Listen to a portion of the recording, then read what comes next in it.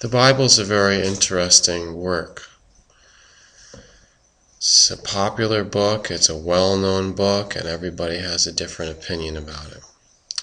But the Bible is made up of so many different sources from different historical periods, and even within each book, within the book, the entire book of the Bible, there's different authors,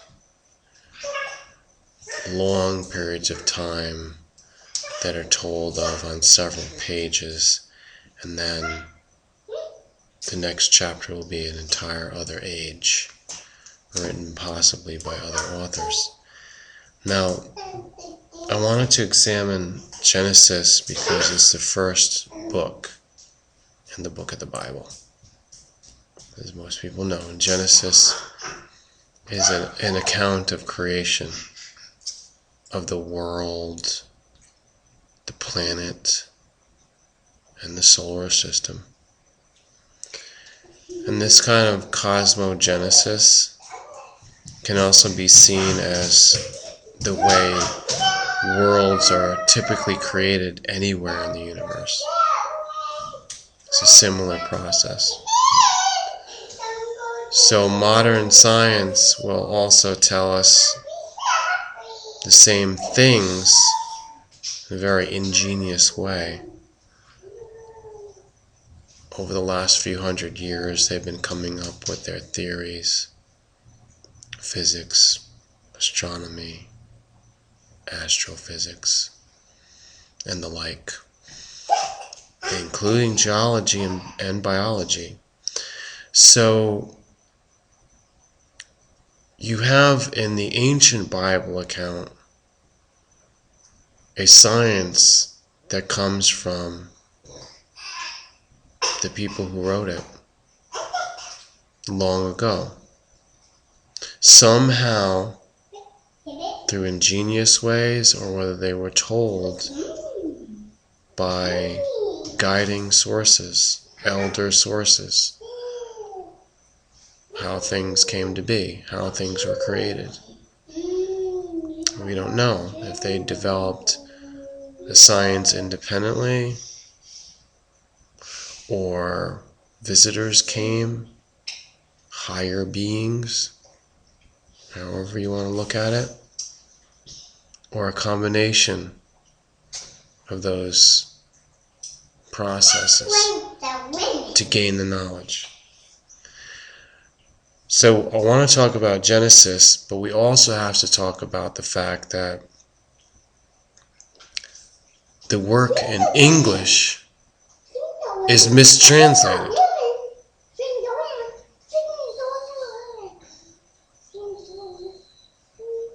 And if you can't hear me because of the babbling of innocent children in the background, then I understand that, and I can't blame you.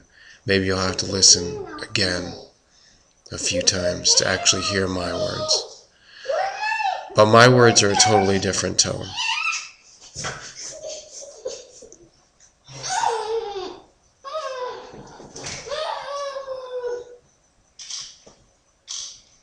The translation of the King James Version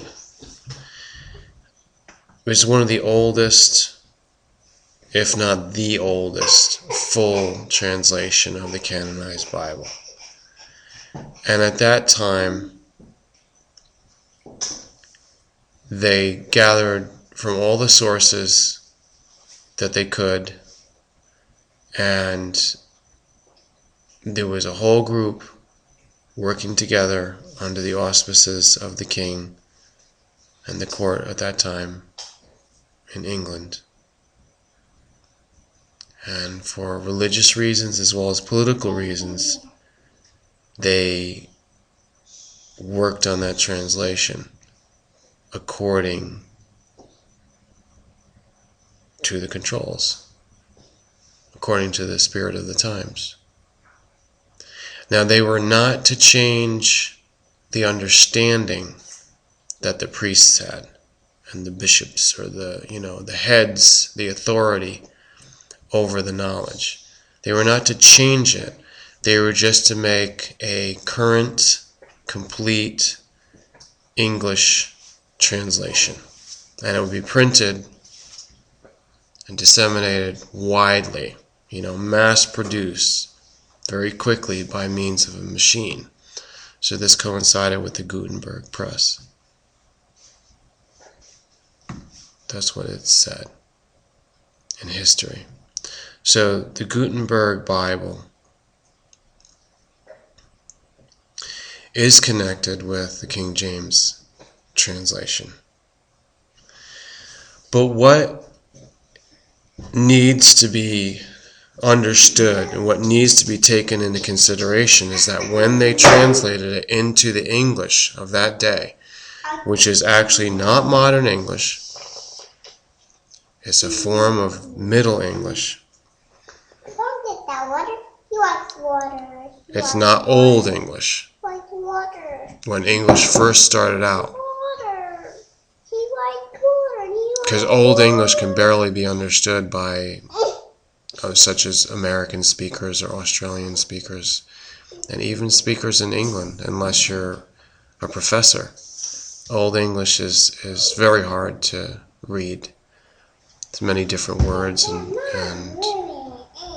grammatical verb formations and such. But the Middle English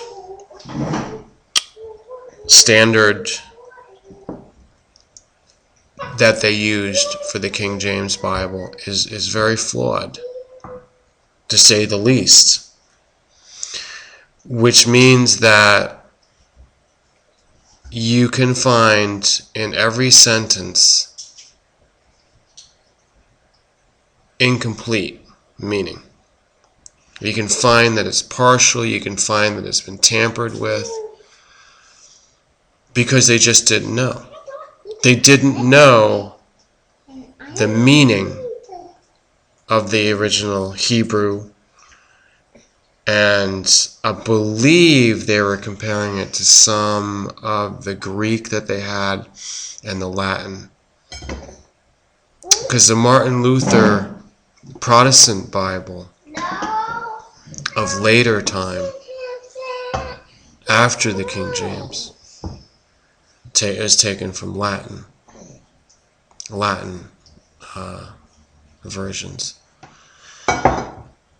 So if you take the Hebrew versions and you don't even understand how they put together the Torah, the original Torah, and then the Talmud, is not to be understood by the common person. The general reader who's uneducated in the occult key, in the mystical purposes of the scripture, they will not understand it. These are the masses, because they are just not educated, they don't want to be, they haven't advanced that far. So if they're going to read the Hebrew source of the Torah, the original Bible, they would not be able to understand what it says. And later on, when people were speaking English, they wouldn't even be able to understand it if they got a full English translation, which they don't.